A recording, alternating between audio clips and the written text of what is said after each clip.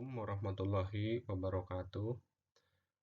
Selamat berjumpa lagi di video pembahasan soal penilaian tengah semester untuk mata pelajaran IPA kelas 8. Kali ini soal IPA untuk kelas 8 berjumlah 5 soal dalam bentuk uraian. Silahkan anak-anak sekalian menyimak video ini agar kalian bisa membandingkan hasil jawaban kalian yang sudah dikumpulkan. Untuk soal yang pertama, yaitu dalam sistem gerak pada manusia bisa juga mengalami gangguan dan kelainan yang bisa menghambat gerakan dalam melakukan aktivitas sehari-hari.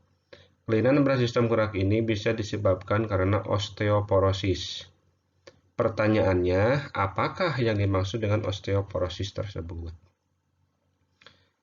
Nah, kalian sebenarnya sudah mempelajari tentang gangguan pada sistem gerak, bahwa yang dinamakan dengan osteoporosis adalah penyakit tulang yang diakibatkan oleh kekurangan kalsium, sehingga massa tulang menjadi rendah, disertai mikroarsitektur tulang dan penurunan kualitas jaringan tulang yang dapat akhirnya menimbulkan kerapuhan pada tulang.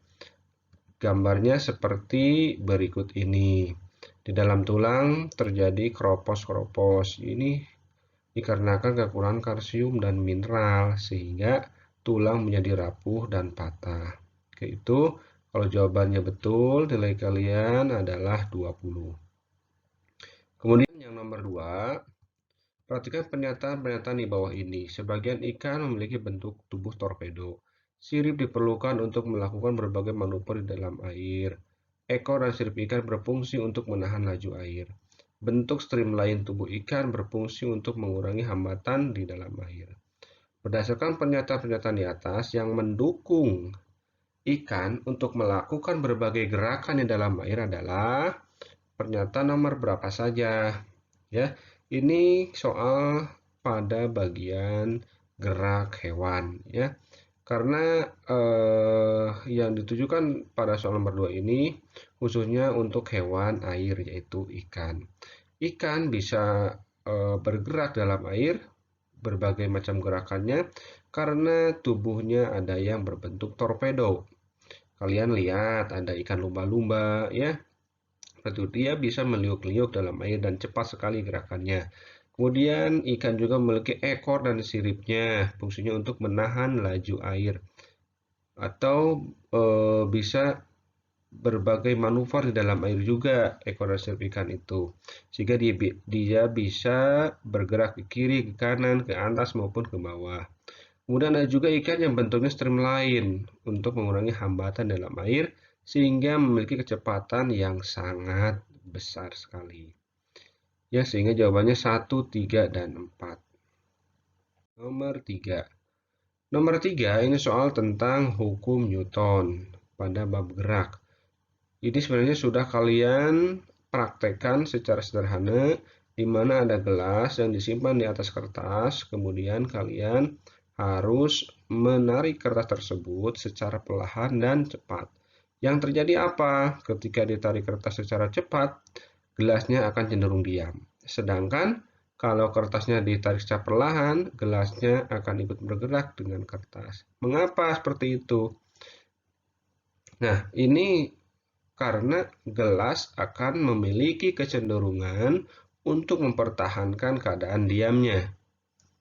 Ya, dan kertas juga akan cenderung mempertahankan geraknya dalam keadaan kecepatan tetap bila kertasnya ditarik perlahan. Sehingga apabila jumlah gaya pada gelas sama dengan 0, maka ini memenuhi hukum 1 Newton. Sehingga setiap benda kalau memenuhi hukum 1 Newton, dia akan tetap cenderung diam dan akan tetap bergerak dengan kecepatannya tetap. Dalam kehidupan sehari-hari, hal ini diketahui pada saat kalian sedang berada di dalam kendaraan bermotor, maka kalian dengan motor akan tetap bergerak bersama-sama dengan kecepatan yang sama. Kemudian ketika resultan gayanya direm, ya direm, maka tubuh kalian seolah-olah kan mempertahankan diamnya sehingga seolah-olah terdorong kemana? Ke depan. Oke ya. Nomor 4 soal tentang jarak dan perpindahan. Soalnya Elisa berjalan dari titik A ke titik B sejauh 250 meter. Kemudian kembali ke jalan yang sama dan berhenti di titik C sejauh 130 meter. Pertanyaannya, gambarlah lintasan perjalanan Elisa. Kemudian berapa jarak yang ditempuh Elisa dan berapa perpindahan yang dilakukan Elisa. Oke, kita gambar. Gambarnya seperti ini. Ya. Gambarnya seperti ini. Gambar ini dari mulai titik A, dia berjalan Elisa ini sampai titik B sejauh 250. Kemudian belok ke jalan yang sama. Misalkan seperti ini ya supaya kelihatan arahnya. Dari B ke C itu jaraknya 130. Gambarnya seperti ini lintasan perjalanan Elisa. Sekarang berapa jaraknya? Nah, karena jarak itu adalah sama dengan panjang lintasan. Lintasan dari A ke B, kemudian ke C. Ya, A ke B 250 meter, B ke C 130. Sehingga kalau dijumlahkan panjang lintasannya sebesar 380 meter. Itulah namanya jarak.